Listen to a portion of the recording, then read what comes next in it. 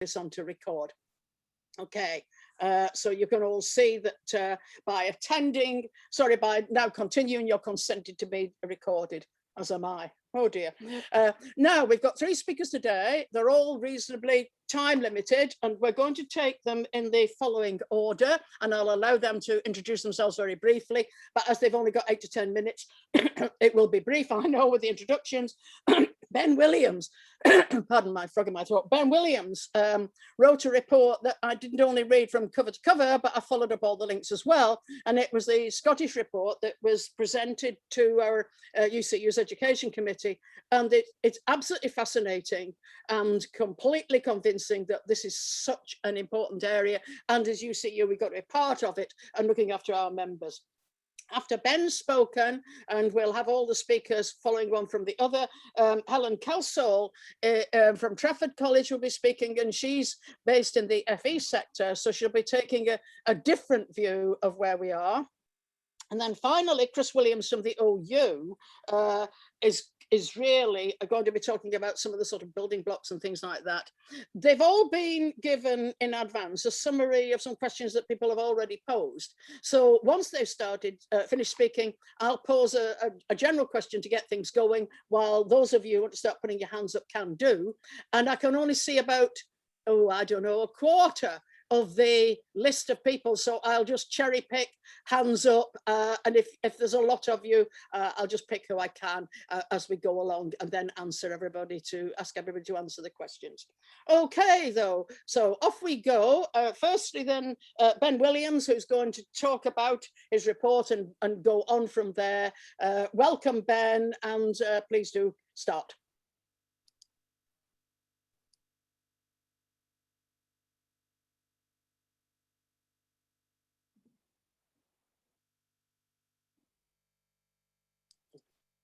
Ben Williams, Ben? You're on mute and your camera's off, Ben.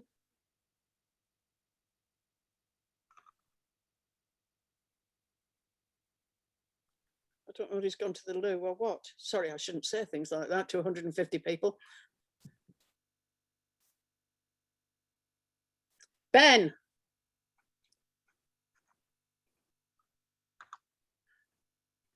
Right, I'll give Ben another 30 seconds, and then if there's either of the other 2 speakers would be ready to get going. I have just managed to come back on, but I did get booted off. Okay then, Ben, off you go.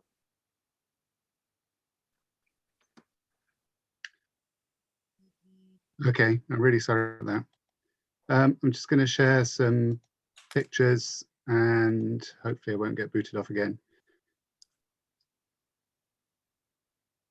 Okay, so I want to talk a little bit today about the theme of this event around the future of teaching and learning.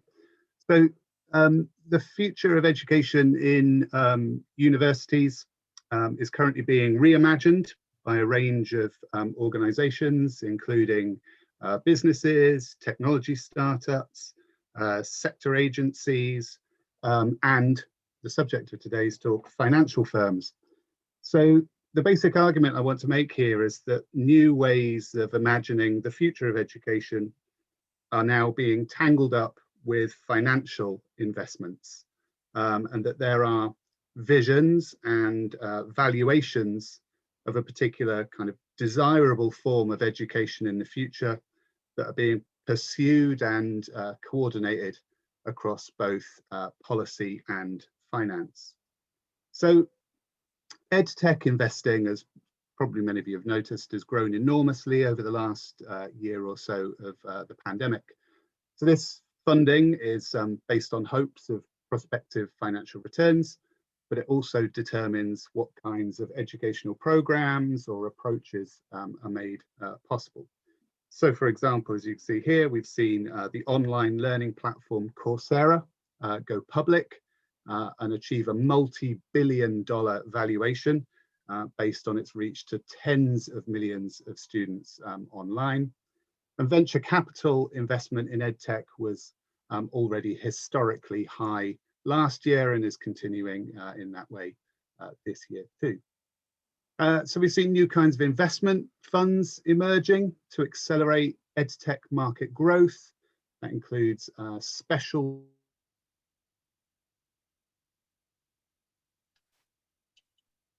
to purchase edtech companies and then scale them up quickly and return value both to the SPAC itself and to its investors. Plus then there are new kinds of education focused equity funds,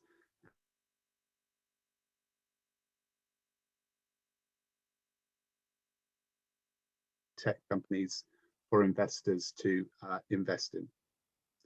Now, the result has been the production of some really spectacular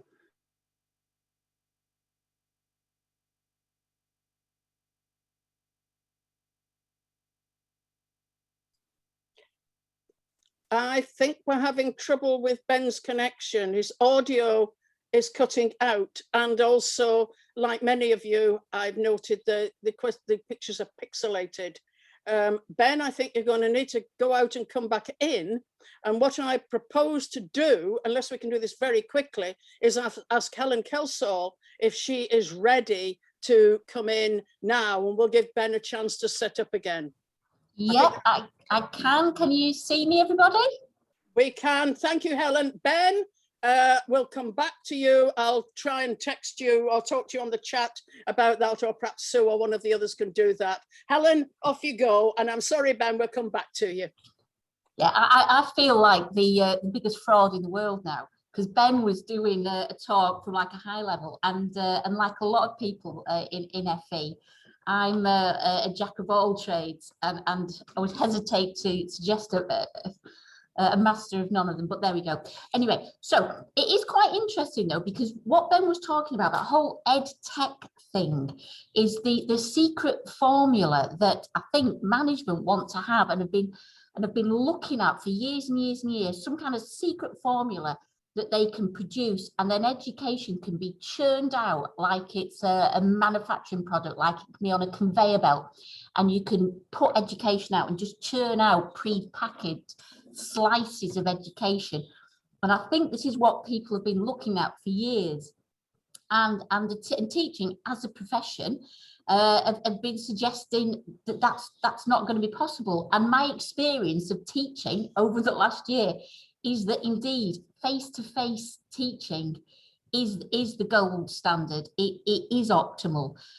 Having the students in the class in front of you, where you can see them, where you can pick up the social cues and the nuances, you can work with them, you can develop their skills based on their facial expressions, their body language, the way they're reacting and talking to you. And I don't think that online learning offers that range and that range of human subtlety that good education is based on. Perhaps I'm a dinosaur, I don't know. What I do know is that blended learning, where you have to have students in the classroom and students at home, I'm quite clear that that is a very inferior way of teaching. If you've got students in front of you in the classroom, you can focus on them, you can talk to them, you can engage with them. If you've got students at home, it can be done in a live way. I think classroom teaching is, students in front of you is a better way of teaching. However, focused online teaching is possible and it can be done well. It raises several issues for the UCU. Blended learning is doing two jobs at once. Classroom teaching is one thing, online teaching is something else. And the management, I am concerned now that this idea that we can now just have 20 kids in a class, another 20 at home, that is two jobs. That is not the same job, that is two jobs. And as the union, we need to be very clear that that is a significant workload issue. The other question that we got is around the size of the classes. Class size matters. We all know it. No, again, there's that in the fond imaginings of management, having 1,000 or 1 million students there, they're all the same. It isn't.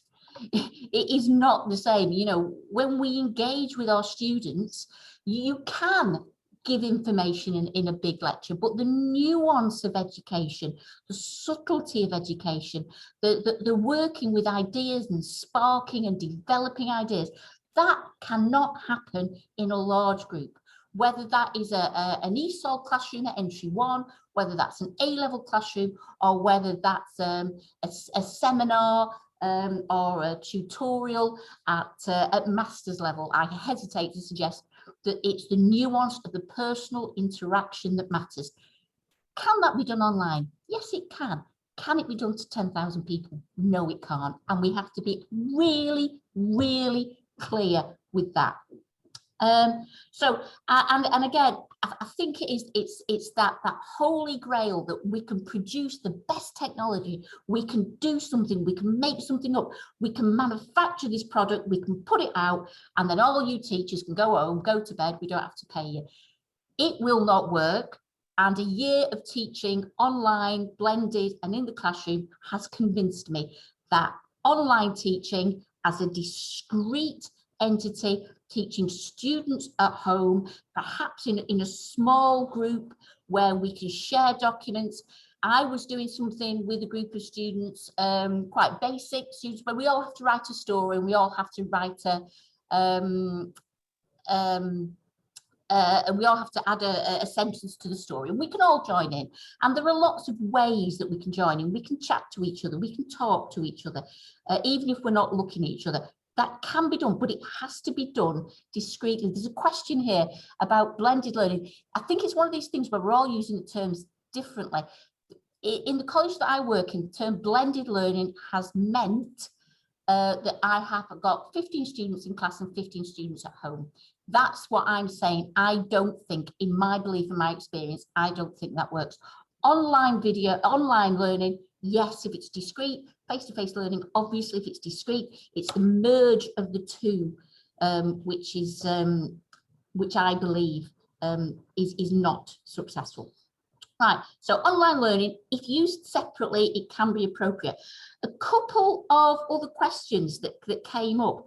One was about workload and producing the resources, because online learning is very resource heavy. And this is something, I'm throwing this out there to other UCU people. One of the best sources of resources for me as a teacher is a Facebook page. I started teaching A-level politics 3 years ago, and I'm a member of a Facebook group, and that's where I get my resources on. You know, we're a brilliant network, the UCU. You know, we are a union, we work together. Is there any way we could facilitate that sharing of resources? Obviously, at university level, it's slightly different. Okay, the other thing that was mentioned is accessibility. And accessibility, I think accessibility now, because it's the right thing to do, and accessibility because it's a legal requirement, it's the right thing to do, but it's so much more than just those physical barriers. You know, timings, social cues, you know, the structure of documents. We need to be working with that as a separate entity. I'm looking at my time. I think I'm ticking down now. Are we assuming that all students are the same? No, that's what I'm saying. There is a role for online learning. I think online learning can be very, very valuable. My concern is that managers will see it as a way of increasing class sizes and increasing, you know, allowing students to access and yeah, that's what I'm saying. So that's about it really. I think I've reached the end of my time, and that's the key point I was going to make. I was trying to read as I'm going along, and I think me trying to read as I'm going along demonstrates one of the problems with online learning, isn't it? It's so much easier if somebody just chats to you rather than you trying to read it. Okay, thanks a lot. Well, thank you, Helen, and thank you especially for stepping in at slightly shorter notice. So, and I think you've had your hair cut and I haven't. So, sorry. Let's get really personal here. Saturday. I've not heard yet whether Ben is fully sorted. So what I was going to suggest was that we move on to the third speaker, who is Chris Williams from the OU. And of course, they've been teaching in various sort of online and related forms for very many years. So Chris, if you're ready, I would like to go straight to you. Okay, off you go then. Introduce yourself. Thanks very much, Joan. Can you hear me okay? I'm assuming you can. Brilliant. Okay. Thank you very much. My name's Chris Williams. I'm a senior lecturer in history at the Open University, and I've been working in distance and open learning for about 30 years now, starting off at FE with the Open College a very long time ago. That didn't work. Every 10 years, governments try and put in some sort of big bang approach to try and have their own Open University equivalent, and so far it hasn't actually worked. The OU is different in that we've been grappling with these issues of sort of industrialized education for the last 50 years. Our branch has just recently managed to secure the decasualisation of our tutors. So for the first time in 50 odd years, our tutors are going to be on a new permanent contract rather than rolling contracts. That's 4,000 people we managed to decasualise. But the way we do things is incredibly different from the way other universities are put together. And I think the first thing it's important for you all to know is when your manager says to you, the Open University can teach online, therefore this place can, tell them how long it takes us to write a piece of teaching material. It takes us perhaps depending on which faculty you're looking at, between 5 and 15 weeks of staff time, including academics, a lot of different specialists, managers, admin, to write 1 week of 0.5 FTE teaching material. And that's the stuff that we do deliver at scale. We do have 10,000 people sometimes getting the information in, but each of those 10,000 people has got a tutor who is marking all their work, and they're in a tutor group of about 20, and that tutor is giving feedback. And the process is also supported by a whole lot of different IT systems, which are currently replacing because they're held together with string and have been kind of built up over the last 50 years. Which have been built up to serve distance learners. And another thing that Helen mentioned, and I think is very important when you have this sudden shift to move online, is accessibility. Open University has a very high percentage of students declaring a disability. Everything that we produce has got to be accessible. And so this whacks up the costs, but it's completely essential if we are to actually be obeying the law. So I think what we've learned over the last year, one of the projects I was involved in over the last year was something called pandemic pedagogy. I can get in touch with it, but I can't actually say it. That History UK, history departments came together to try and work out ways of, because everyone was being told to suddenly shift everything online. The first thing is, what we have to do as academics, as subject specialists, as educators, as UCU members, is to educate our management about the fact that a boss who doesn't know what they're doing but has been given a plan, telling a subject specialist, you must put your thing online, is not the way to go about it. We need to look to our educational technologists within our institutions, make sure that they are properly resourced, make sure that our librarians are properly resourced. We need to make sure that the rights departments of our institutions are properly resourced. And when our managers say to us, quick, we've got this emergency shift it online, we've got to be speaking back with one voice to them to say, in order to do it properly, there's a whole lot of institutional strengthening needs to happen. And one of the questions that's been raised a lot is the issue of rights. Now at the OU, when I write and teaching materials, I have signed away all my rights. This is because I am lucky enough to be on a permanent contract. I work with a lot of different other specialists in module teams, and we're all quite good at what we do. We've been doing it for decades. We come together to produce something that used to be like a book. Now it's a book plus a website, and it's really good. It took us ages to write, and modifying it, if everyone's got right sign off over it, who's had an input into that process, is very difficult, because other academic related specialisms of learning designers, of technologists, of studio managers, of producers have all gone into this product. So I'm okay with signing away my rights for this purpose, because it's part of a long-term enterprise that works on an industrial level. You, on the other hand, I do think everyone is right to be worried about the fact that if we're recording our lectures online and the IP is owned by our employers, you know, are they then going to go and make us redundant? I mean, I live in Leicester right now. Leicester University is sacking a lot of people and simultaneously using their research for the ref. I do think that we need, as a union, to think about looking at what the law is. Maybe we need to start thinking about what a kind of model IP policy that respects individual rights of ownership would look like, and trying to make sure that our institutions are adopting these. But like I say, if the institution is delivering an integrated package of a sort of industrialized content production, I'm actually okay with signing away my rights at that point, because it's part of the way that I'm employed and I'm happy with that. But I think that if the institution is just not really thinking this whole thing through, then there's a problem. What is useful, and I think it's worthwhile paying a bit of attention to, is out there on Twitter, on the web, educational technologists who've been thinking about this from an academic point of view have also been thinking about the ethics, they've been thinking about the rights, they've been thinking about the structural things. And so if you're worried about what's going on, there are people out there who've been doing this for years and have been coming up with interesting answers. I'm going to put a few Twitter handles and hashtags into the chat, so you can follow away and think about it. But I think if I'm probably coming to the end of my time now, the one big takeaway, I suppose, is I totally agree with everything Helen said about how face-to-face is so much easier. You have to replicate all the things face-to-face does online at a distance. You have to be aware of all the different positions all of your different students are in, which you can't actually see. You have to be aware that the advice that goes to them is going into their house at some time, and they might be in a terrible situation, they might be in the middle of some crisis. Everything in terms of advice has to be right first time. It's once you start telling people the wrong thing, you can't go back on it nearly as easily. Second thing is to do with asking for help. Make sure your institutions have got helplines. Make sure that rather than a confusing series of messages to students, lots of different people are saying, oh, if you've got a problem with this, phone that number. If you've got a problem with that, here's a web chat.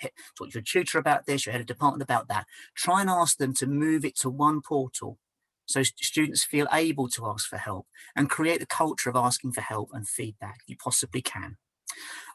That's pretty much all I can tell you now. I totally agree with Helen that the whole kind of piggybacking, trying to do two things at the same time is the worst of all possible worlds, and last minute shift to the worst of all possible worlds. What I hope we can be doing as a community of educators is educating our managers a bit better about there is a way of shifting a lot of stuff online in a way that's not exploitative, but tell them it ain't half going to cost you to do it properly, to do it fairly for everyone involved. So I think that's all I've got to say for now. Thanks. Thank you very much indeed, Chris. That was excellent and really quite informative, if not a bit scary from some of us in other parts of the sector. Now, I am told that Ben is back with us. And so rather than lose an awful lot of time, I could perhaps ask Ben if he'd like to take 5 minutes. Ben, if you're there, please speak. Please unmute yourself so I know you're here. Otherwise, we'll move on to the question and answer session. Ben? He was here.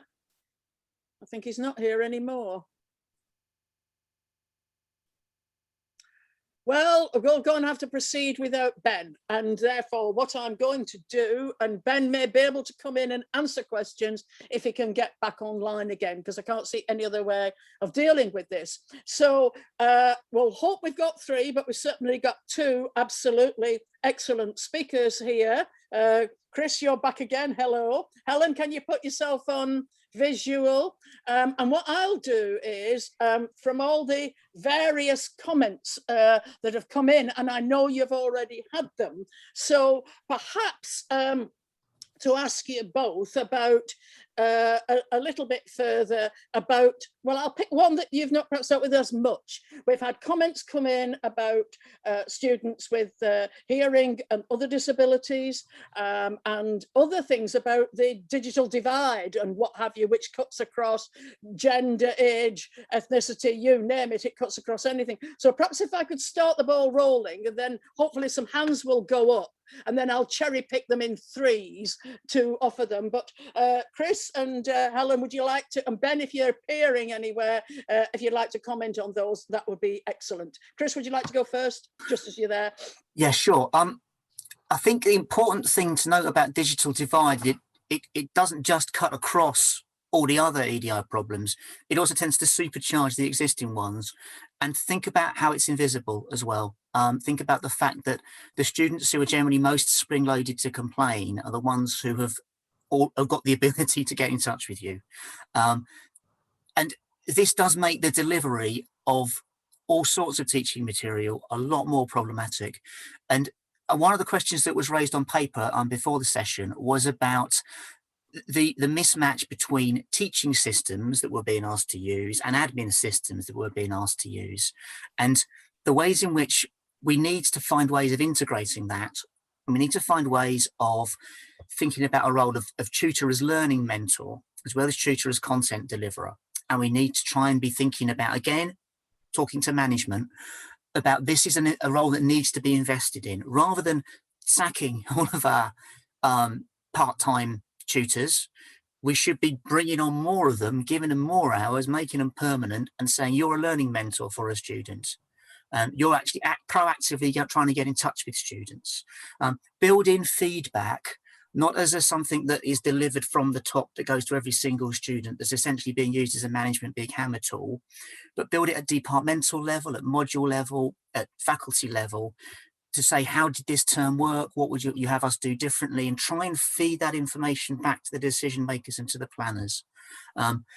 Partly, we can ameliorate, I think, some of these problems. We can recognise them, we can talk about them, but this is an issue of forcing our institutions to invest properly and pointing out to them that if they don't invest properly, particularly when it comes to issues of disability and access, they could be breaking the law. That might make them move something.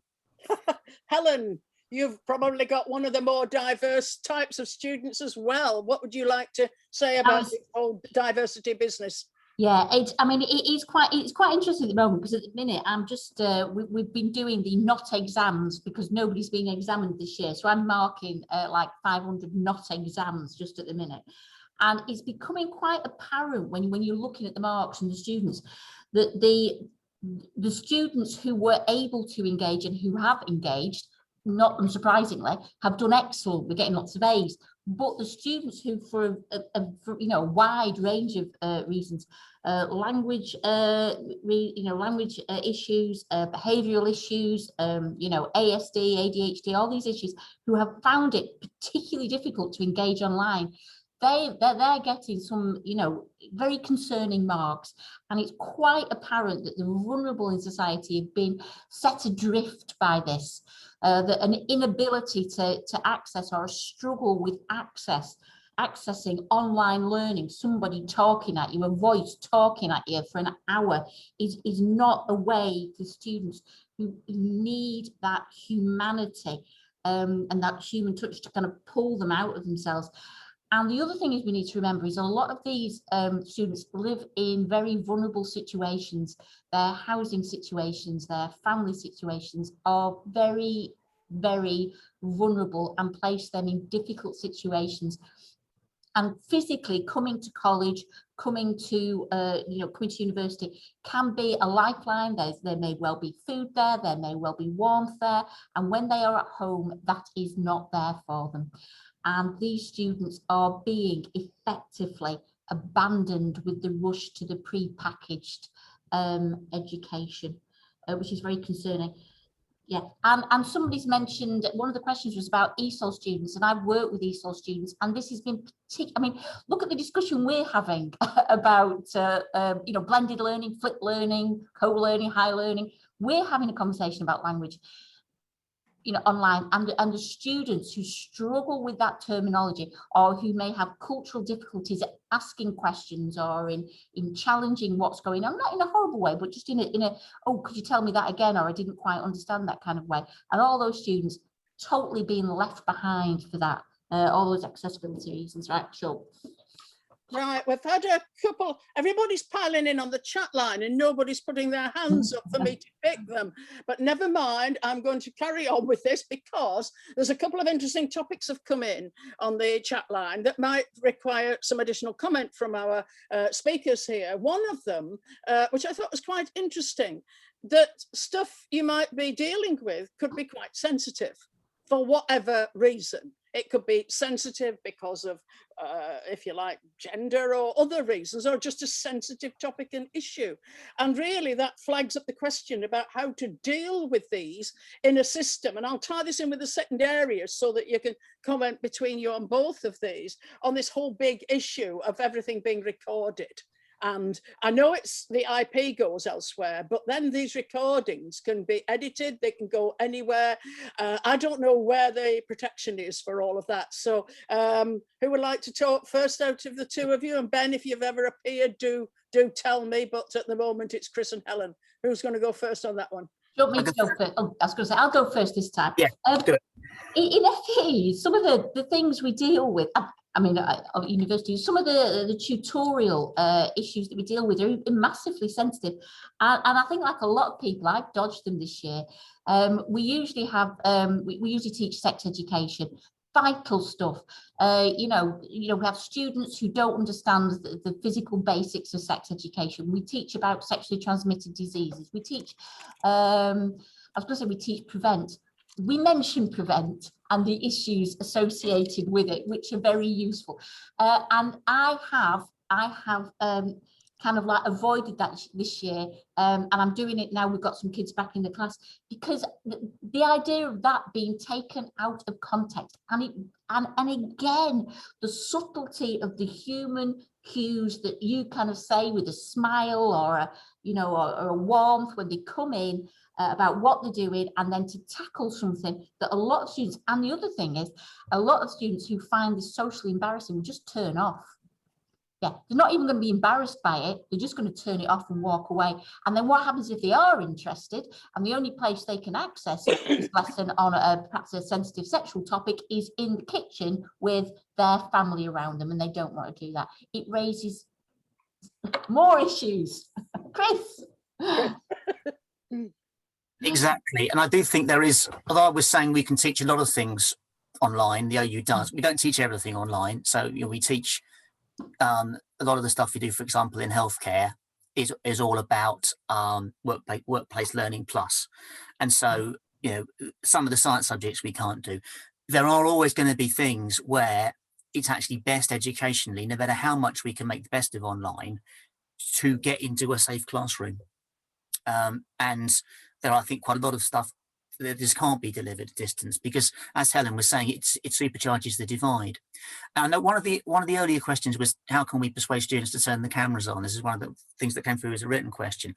And I know that with some tutor groups, it is good. And obviously, for starters, it's a lot more energy to speak to a blank screen for 45 minutes, even if you're getting people talking on the chat, or if people, you've got people answering quizzes and there is some sort of interaction. If you're not speaking to faces, it drains you, doesn't it? It's a lot more draining than having that exactly the same conversation for 45 minutes in a room full of people who are nodding away.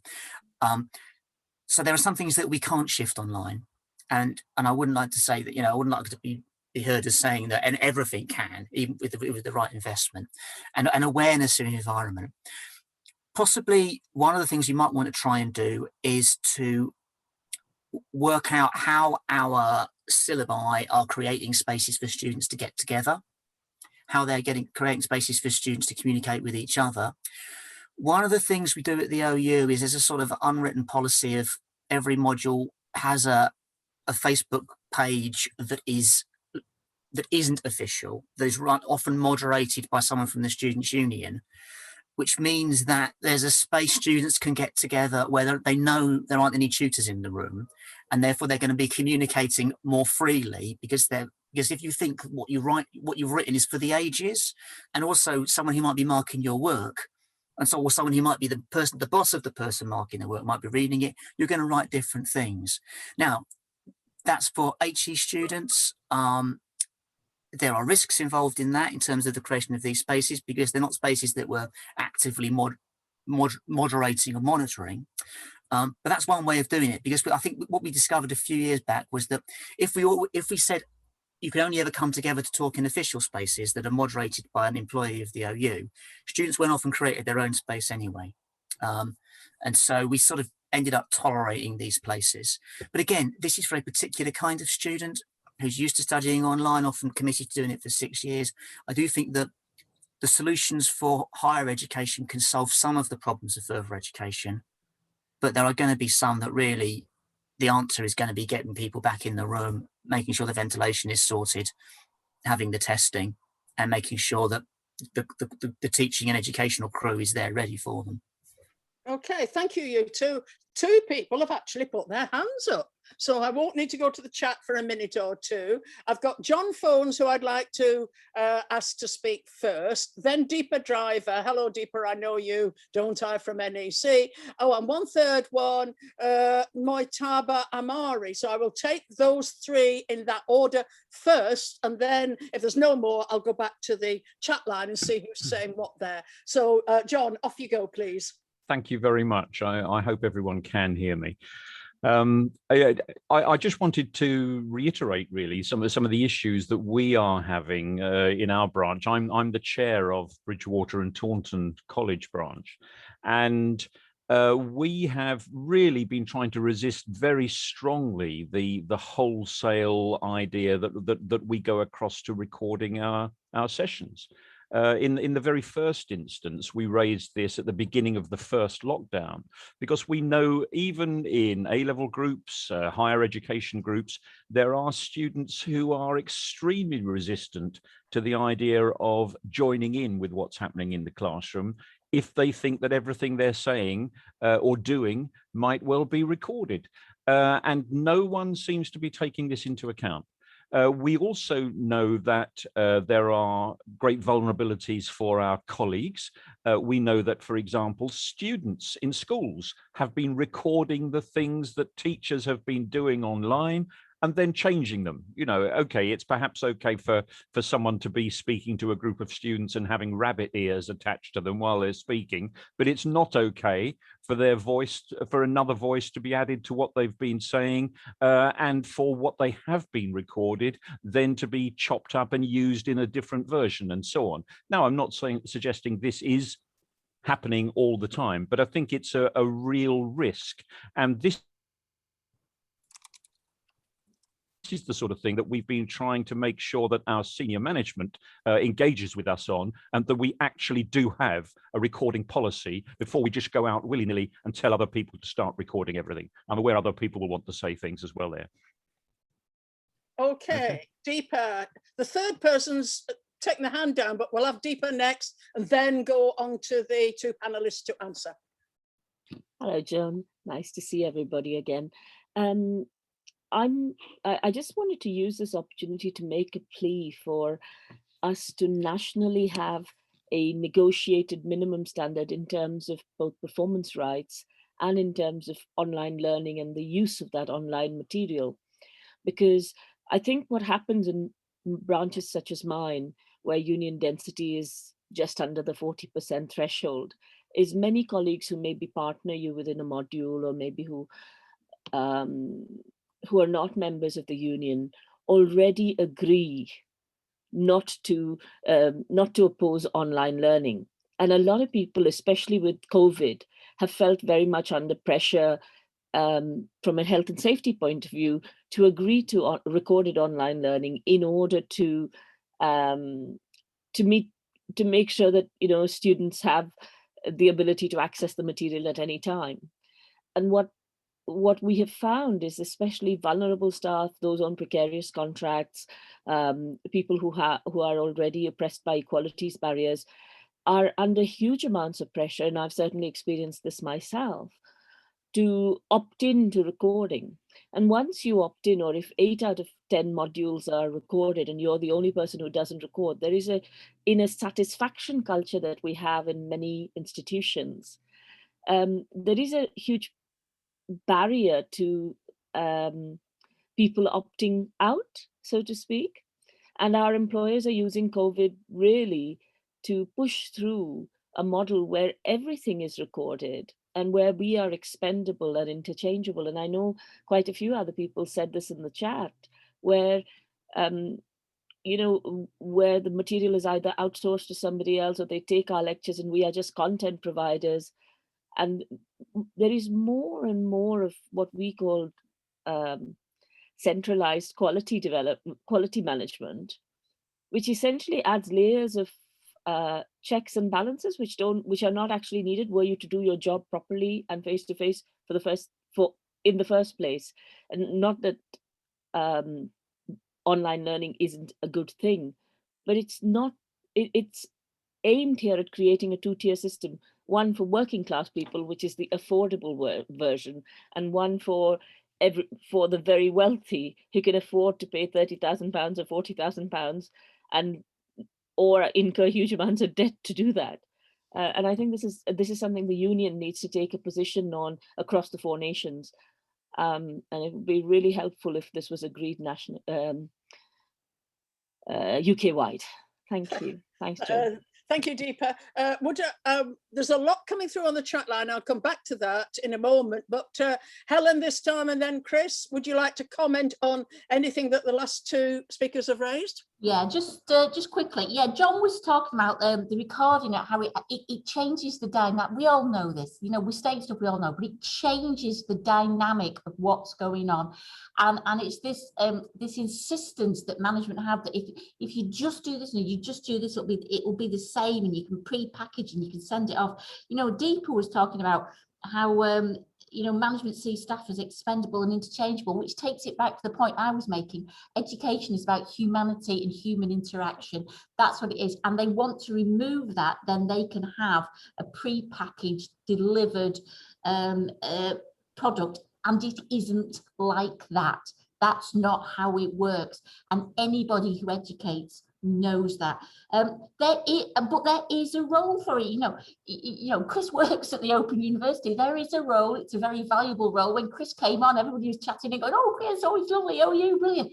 There is a role. It's really useful. We need to promote that role, but make it clear it is not going to replace face-to-face education. And as people keep on saying, you know, what about people who are technically challenged? What about students who are doing it? What about students who are doing it in the kitchen with 15 siblings around them? What about? Yeah, and we need to be looking after them as well as us. Chris? Yeah, agree completely with Helen. I think Deepa's right. Having some sort of sector-wide set of norms about what we should be demanding. At the OU, actually, it was about 3 or 4 years ago, it all started in terms of who's got the right to record, who's got the right to veto recording. What we currently do is on a particular module, in a particular presentation, there will be between about kind of 5 and 50 tutor groups, and at least one tutorial is recorded for students who can't make any of the tutorials. But any of the students who arrive at that tutorial can veto that. They can say, no, I don't want it to be recorded, and the tutor has to be okay with it as well. So we've kind of worked into a kind of an opt-in basis. So it's 1 out of 10 is recorded for future use, rather than the kind of 9 out of 10, which then means, of course, that the holdout then gets the pressure on them. I think what we've seen in this, perhaps, is the presentation we've missed, is this year a kind of another heave-ho of what I think of as MOOC bullshit. This idea that education can be content delivery can be provided on a kind of one-size-fits-all cookie-cutter basis.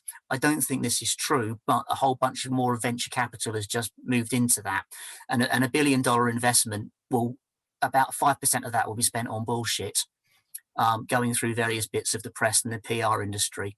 One of the things I find that MOOC promoters generally tends to want to talk about is the suitability of MOOCs for other people's children. Getting them to admit that is often quite useful. But I do think that we're about to have another wave of what we had in 2010, 2012 of our HE is obsolete. It's not. There's just some people with a lot more money than sense trying to bet on taking HE down.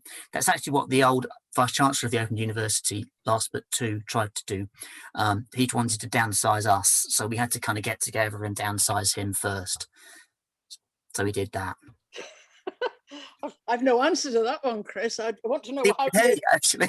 how did you do it?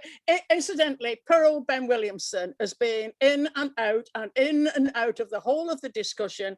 He sends profuse apologies, but all the slides in a lovely unpixelated form will be set up on the system by Sue Badgerow, so you will have access to all of those. Now there's comments coming in. I can't see too many. I have to multitask. I'm looking at messages coming in from UC on the phone. I'm looking at all of you. I'm looking at the chat line, and I'm looking at the attendance list. Andrew Mathers has put his hand up. Andrew, is there anybody else? I'm just looking. It's scanning on lots of fronts here. Oh, multitasking. Andrew's going to ask a question. Have you got, can you hear me there? Thank you, Andrew. Off you go. Well, the first thing I think I'd just like to, that's running through my mind is, given the small number of people are putting their hands up to ask questions, I wonder how many people here are intimidated to contribute by the fact that it's being recorded. So maybe we should reflect on that. And also, when I hear from a colleague at the OU that people are participating in sessions are given the right to veto recordings, why aren't we given the same here? And I just got something up on my screen that said, if you want to be part of this meeting, you have to consent to it being recorded or you'll be booted. I just think it's worth, I'm not, obviously I haven't got an issue with that in terms of putting my hand up and I'm contributed. I just think it's worth us recognising that. The other kind of question that's coming into my mind is, following on from what colleagues have said in terms of how this individualises us, in terms of pressure being put on to have your sessions recorded, and particularly the kind of how that builds up when other colleagues fail to resist that or feel, perhaps for good reasons in the pandemic that we shouldn't be resisting that. So students do actually get a public service. Is what other allies we can draw in here in relation to students' unions and students more generally? So how we can bring them on as allies for developing and delivering a high quality public service. So I wondered if anyone's got any experiences of what's been done between UCU and the NUS as an organisation, but also more locally. Have you got any, anybody got any experiences of how they're informally working with students as allies? Thank you, Andrew. Would the two speakers like to comment on that, and then I'll pick up, there's an awful lot going on the chat line, so I'll try and pick up some bits about that if we've got the time. So Helen, would you like to have another go on all of this? I just want to associate myself with the other people's children comment. It's amazing what other people's children can do that your precious ones can't. Yeah, the thing with FE and students is that in FE we are often the voice of the underprivileged. A students' union, to join, to become a member, you have to be articulate. Not necessarily, but you have to be part of that process. And in FE, we are the voice of those who have no voice. We are the voice of the students who cannot engage, the students who are trapped at home, who can't come out, whose parents may well be using this as an excuse to keep them at home and to keep them away from all those influences that they don't want them to be in touch with. So, I wish we could work with other groups. And the other thing in FE, and this is a wider point, is that a lot of the groups we used to work with, the youth workers, the yacht teams, the Bernardo's charity, I used to do an awful lot of work with people like that. They've disappeared. Tory cuts have decimated them. So those people we used to work with to be the voice of the voiceless are no longer there, and we're all that's left. It's a tragedy. Chris, sorry. Chris. Yeah, I used to do some work with Leicester College locally, and 100% agree with Helen. It's very difficult if you've got, particularly FE, you've got relatively fast throughput. Yeah. So getting people to stick around to actually develop any kind of autonomous student institution is really difficult because you're having to recreate it every year. Even if to get anything at all together, it's very hard. At the OU, our student association holds itself aloof from the NUS.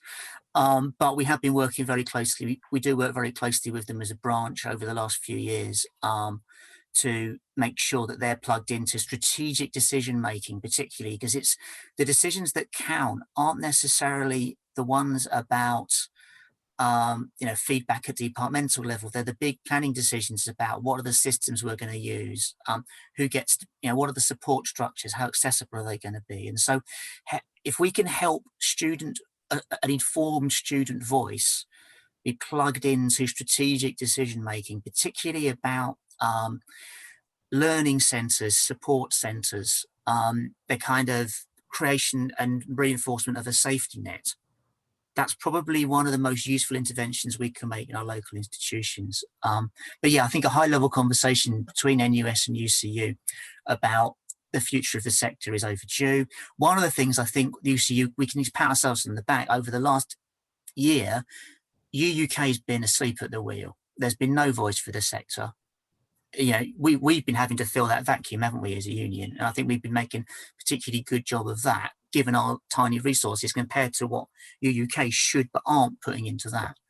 And I think, I don't know if there is a solution, but perhaps some sort of standing commission, some standing conversation with the edtech people who've been thinking about this for a long time, getting the NUS involved and trying to work out what our suggested areas of activity on a permanent ongoing basis might be for UCU. That might help a bit, I think.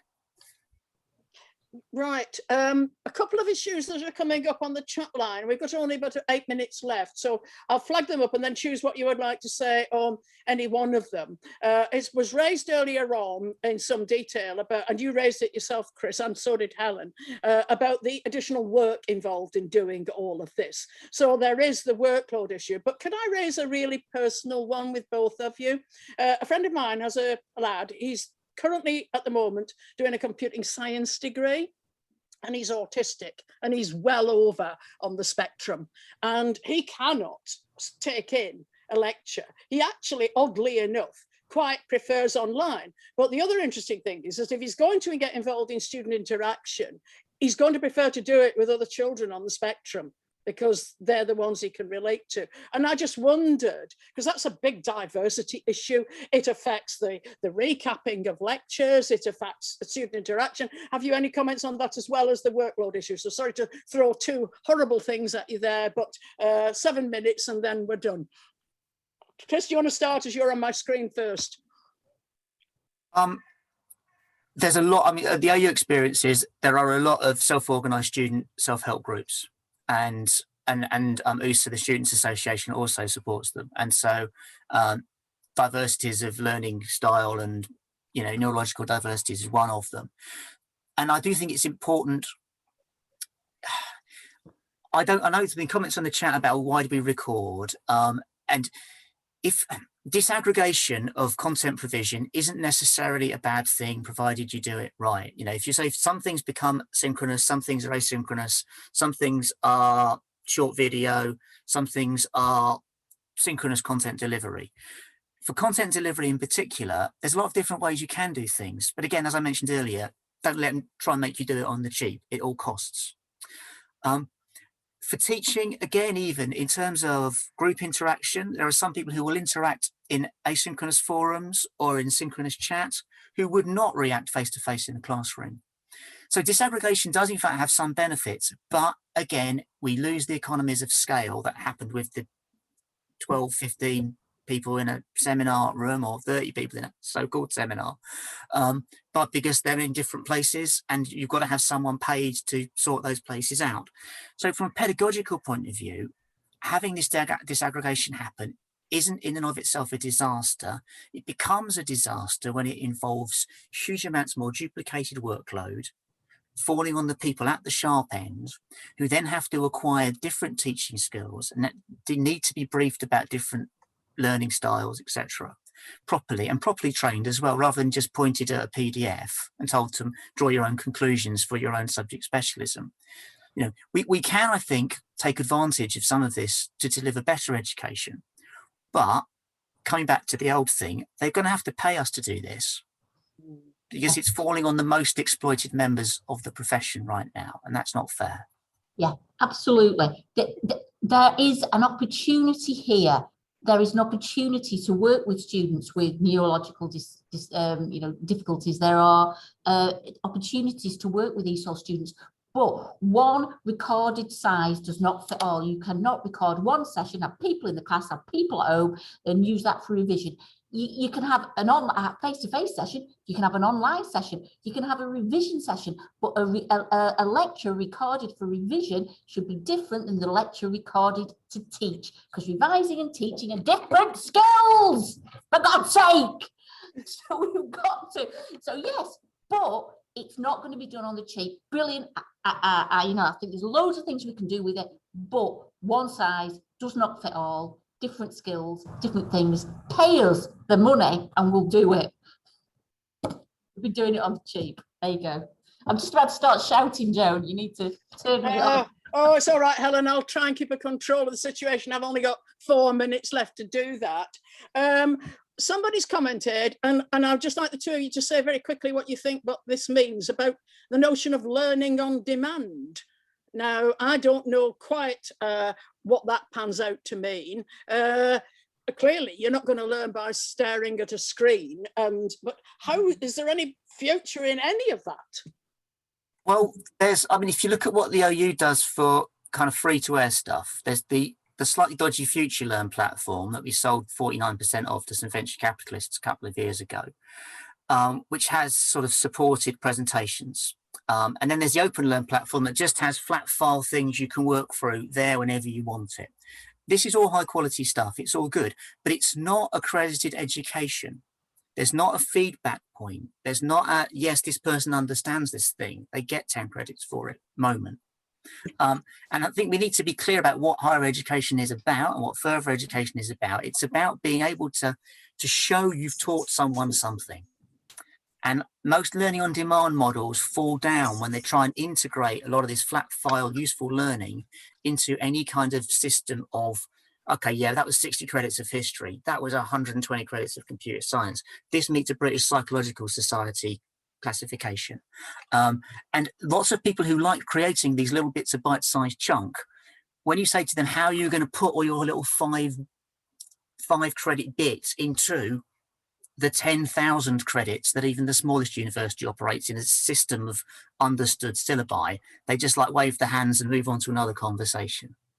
It's a bit more of that MOOC bullshit, even if some of the actual individual stuff is quite useful. And Helen? I'm just looking at the time. You know, education is so much more than learning stuff. Education isn't just about telling people stuff. It's about educating a whole person. And that is what we do in FE. And that is what we do excellently in FE. So please give us the resources and we will use these digital tools to educate and support whole people who we will then hopefully pass some of them to you in HE. But it's not a pre-packaged thing. This is not going to be that magic pill where you can sack all your teachers and just employ a machine. It's not. I think you're right. We've got 1 minute left, so I'm going to pinch that. I might as well. I'm a psychologist, and I can tell you how important what we would call non-verbal communication is, and how much easier and better and more successful that is in a direct face-to-face context than online. But we're all going to have to go somewhere into this blended notion, I guess, because the digital age is upon us. And it's UCU's job to steer all of us as to what we can do as best for our members and the experience they want to give to their students. So I would like to say, I'm sorry, Ben, that you were in and out of the conversation, and we'll be pleased to see your slides on the lovely. But I would really like to thank Chris and Helen, because they've worked very hard. They've worked extra hard because there's only been 2 of them, and they've had to field all sorts of questions. I'm sorry if we didn't get to all the ones that you asked, but we tried to take on board the ones that came in earlier and some of the stuff that was appearing on the chat line, and we'll learn from that experience. So thank you very much indeed. I hope everybody's thought it's been worthwhile, and we'll see you at the next webinar. Thank you. Thank you, everybody. Right. Thanks a lot, Joan. Thanks, everybody. Thanks for the questions. Okay. I'm just going to paste those URLs in the chat again. If anybody's still listening, you can download the chat and read it all. So there's all sorts of things going to be being in the chat. Oh. How are you doing? Yeah, this time not. Sorry, I sent that.